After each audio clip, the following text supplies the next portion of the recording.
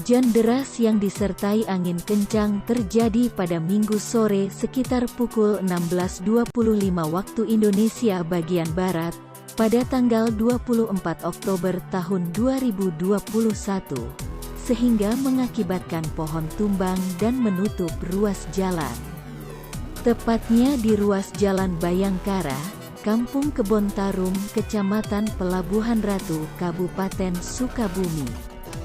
Atas kejadian tersebut, Kapolres Sukabumi AKBP Dedi Darmawansyah memerintahkan Kasat, Samapta dan anggotanya untuk mengevakuasi batang pohon yang menghalangi jalan umum dan membersihkan jalannya. Selain mengakibatkan pohon tumbang, hujan deras yang disertai angin tadi sore juga mengakibatkan kabel PLN terputus. Untuk kabel PLN, kami sudah berkoordinasi dengan pihak PLN, kata Ajun Komisaris Polisi, Roni. Demikian info yang dapat kami sampaikan dari lokasi.